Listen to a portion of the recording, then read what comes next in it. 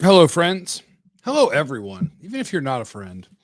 Hello, all people, and welcome to Believe in the Dallas Cowboys. Well, we'll talk about what a great job this Cowboys team has done carrying their game managing quarterback to a lot of success as they get ready to play the Bill. I'm Jeff Cavanaugh from 97.1 The Freak. This is my dear friend, sweet man, and former Dallas Cowboys wide receiver, Jesse Holley. Oh, Jesse Holley went 77 yards. It must be a reality show. And we, of course, are brought to you by our friends at Bet Online. All the major sports are in action this week. College football playoffs ready to get going. Bet Online, your number one destination for all your sports wagering info, including news for pro football, NBA, upcoming fights, NHL, all the things. Head to the website, get in on the action, see all the updated odds for the week, like Dak Prescott to win MVP, even though he's just managing the games. Remember to use the promo code BELIEVE to receive your 50% welcome bonus on your first deposit. Bet Online, where the game starts. Hey, Jess. What's up, brother? Just chilling. You think this Cowboys team is good enough to carry their quarterback to victory? Sure. And vice versa. He's good enough to carry his team to victory. That's neat. You know, the funny thing is we'll top on the topic real quickly. For years and years and years and years and years and years and years, we've put this negative connotation on like game managers or bus drivers or anything like that. And I've always said, I used to work in the school system. We've all driven through neighborhoods where the bus picks up kids all over the place. And just think to yourself for a minute, how important of a job is the bus driver that is picking up your precious children, your most prized possession every single day, pick up and drop off. You think that job not important to some people? You think parents want the bus driver just out there willy-nilly busting donuts, fishtailing, swerving in and out of lanes, busting through red lights? No, nobody wants that. People want their drivers to be 10-2, get them to their destination successfully is the key word. Make sure that you're doing the speed limit. Don't do anything recklessly. Bring my kids to school. Bring my kids home from school in one piece. So if a guy is a game manager, if a guy is a game bus driver, which I don't think Dak Prescott is, there are times where I just want you to get to the finish line successfully. And if that's by 1 point or by 40 points, it doesn't really matter at the end of the day. Only thing that people remember are the winners. They don't remember the losers. They don't remember second place. They don't remember because he was a reckless driver or he was a reckless quarterback. You don't win at the end of the day, and you're an L7 weenie. Nobody cares. So this narrative about bus driving or whatever it is, like, okay, great. We're getting ready to play a quarterback in Josh Allen who has an arm cannon, who has he has a bazooka for an arm, has terrible gun safety. He didn't have gun safety on that bazooka. He's just shooting that thing willy-nilly, right? And all the talent and all the plays that Josh Allen can make. You know how many championships Josh Allen has? And that's all that matters. You know, all the arm talent that Joe Burrow has, you know how many, and he's not a game manager, he's a game changer. You know how many championships he has? And even for all of the greatness that you look at guys like Brett Favre and you look at guys like Aaron Rodgers who had this extreme arm talent, it was, they didn't win. They got one. So it's like, I don't know. It's always this kind of give and take thing, and I don't knock Cam for what he said. I think Cam has earned the right to say whatever he wants because Cam was a special player. I do believe that Cam Newton was a special player. He was a unique individual that we had never ever seen before. We had never seen anybody that big, that strong, that fast ever in the National Football League. And so he has a space where he's earned the right to say certain things, even if we don't agree with it. But yeah, I like the way that Cam managed the game while he would run and get first downs and score and manage that way to make sure that the team he would drive the bus of his team's offense by running and throwing and getting first downs and scoring touchdowns. My only thing about game manager and stuff is sure, it's a way longer segment than we have here, isn't it? Because you could go to the who's considered the best quarterbacks of all time, and some of them are considered system quarterback, but we wouldn't say bus driver or we wouldn't say game manager. So really, we're just haggling over stupid words that don't actually mean anything. Because anybody who played for Bill Walsh, that's Joe Montana and Steve Young, like you were a system quarterback. Cool. You were two of the best quarterbacks of all time. Alex Smith was really good in Andy Reid's offense before Pat Mahomes got there. Is Pat Mahomes a system quarterback now? No, because he took what was being done and he was better than that. When Cooper Rush played games for Dak Prescott, you scored 14 points instead of 30. So is Dak driving the bus, or did they have to get a whole new car when a different guy came in? Like, it's all silly. I think if you want to put those guys in that category, I ask what happens when you get to third down and the other team knows you're going to pass. And if your quarterback in those scenarios is one of the best guys in football, he ain't managing the game. You're asking him to win the game. And that's what Dak does. Third and long, third and must throw, best quarterback in football this year. Always good at it. That's a kick-ass quarterback. That's the truck, not the trailer. When you play the Philadelphia Eagles, were you asking them to, hey, we're going to get all the stops in the world and eventually we need you to score? Or did they say score every effing time and eventually we'll get you a stop? Like that tells you what's happening. But anyway, we're playing the Bills this week, Jesse. Yes. And I want to ask you the first thing I want to ask you, because I've been waiting for this. I've been waiting on weather reports. That's what I worry about is the weather. And here's the official weather report. We have our full forecast from the National Weather Service. They wait until late in the week now for accuracy. Sunday in Orchard Park, 15 to 18 mile an hour wind, gusts up to 31 miles an hour, chance of rain 80%, high near 50. So it will be windy, it will not be cold, and it might be raining. How much does it matter?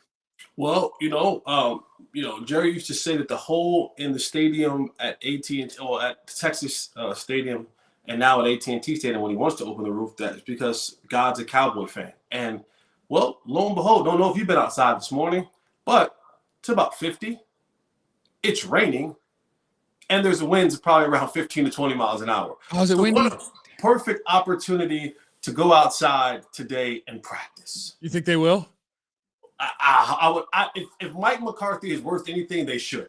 They should go outside and practice today. I mean, you should feel some of the elements, even though Friday practices for the Cowboys are reverse than it used to be. It used to be Saturday practice was kind of a walkthrough, but now Friday practice is a walkthrough, and then they ramp up on Saturday. That's why we see guys get hurt sometimes on those practices on Saturday. But no, I'm not concerned with weather. If you've played football, if this is your first year ever playing football, okay, then you. But Dak's played in rainy weather before. I mean, CD's played in rainy weather before. Hell, Michael Parsons went to Penn State. He played in cold, wet, rainy, windy weather before. Like these guys, Stephon Gilmore has been in the National Football League for damn near 12 years. He's played in New England. He's played in cold, wet conditions, right? This isn't a new thing for people. If you've been around this game, if you've actually played this game in high school, college, or any time during your time in the pros, you probably played in some weather situations. It's just the nature of the beast. Now, if you were telling me it was torrential rain, if you were telling me it was, feet of snow, okay, cool. But a little bit of wind, a little bit of rain, take care of the football. Be a game manager. Don't turn the football over. I think everything will be fine. You saying slow down the bus a little bit? A little bit. Take a little caution on your turn. Yeah, a little bit. The tires are good. Not that I expect that some wind and potentially some rain is going to stop the Cowboys from being a good offense, but would you say it's at least advantage to the team who runs the ball better? Because that's something that Buffalo is pretty darn good at, is James Cook is a really good runner. When Josh Allen wants to run, he's a hellified runner. The Cowboys don't handle the running quarterback well. What I am building up to tell you is that people are going to be mad at me in the comments maybe when I predict this game. And that's all I'm asking is, do you think that if you had to move your needle of advantage to one team or the other based on the conditions, does it move at all? I mean, Yes, Buffalo is used to playing in this weather, right? They're at home, so they have the comfortability level. I'm picking the Yes. Cowboys by 100, of course. But coming into this week, my game plan for the Cowboys before I looked at any weather, before any of that, and I thought maybe, just maybe, and maybe I'm wilding. I thought even last week against Philadelphia, Mike was kind of foreshadowing what he kind of wanted to do going forward. You saw much more run presence from the Cowboys in that game. The split backs getting almost equal carries, 16 to 12 carries, seeing both of those guys get work. When you cut on the film, at least when I did, when I cut on the film and I watched this Buffalo defense, I saw a bunch of guys, Ed Oliver. I saw guys like Leonard Floyd and Von Miller and Russo and all those guys. They are pass rushers, and they are high in the sense of not smoking a spliff, but in their leverage. Those guys want to stand straight up. They want to, and they want to hit you with speed. The days of the fat guys just being fat and plugging up the holes and just saying, hey, two guys are going to have to block me no matter what, are dead. Thank you, Aaron Donald, because you made everybody believe that defensive tackle's not going to go and get 10 sacks. So now Ed Oliver wants to go and get 10 sacks instead of being a run-stopping defensive end. And I think that's the advantage for the Cowboys. They are very high in their approach to attacking the offensive line. And if you can establish some running lanes for your running backs, Tony Pollard and Rico Dowdle, I think that you have an opportunity to have success. And with that, now you start bringing up linebackers, start bringing up safeties, and when the moment presents itself, you have. I think that CeeDee Lamb has the advantage over any one of the DBs, Rasul Douglas or Benson or whoever is guarding him. I think he has the advantage over those guys. Brandon Cooks and other, and other receivers have the opportunity to make some hay in the passing game. But I thought from Monday when I cut on the film, the Cowboys should have to run all day long in this football game and make those dudes up front for the Buffalo Bills actually have to commit to stopping the run, because they actually don't want to. They much rather just rush the passer, and that's why they like to get in these shootouts, because it favors those guys being able to be pass rushers instead of bona fide run stoppers. Well, I think most defenses also, like, even though they're not good at stopping the run, it's NFL teams in 2023, they want you to run on them. They dare you to run on them, because most teams just don't think that you've got a 12 to 15 play drive where you won't F up in you. Like, if you're going to keep trying to run, good for you. I dare you. I bet you won't. And it might be a game, because they're not a good run stopping team. They're a better pass defense. That's true of the Cowboys too. And so, it does become a really interesting, fascinating game, because it's two teams that are carried by their offense. The Cowboys have a better defense than the Bills do. There's two teams that want to score a bunch of points that are looking at the other team this week and going, all right, it's going to be windy. It might rain.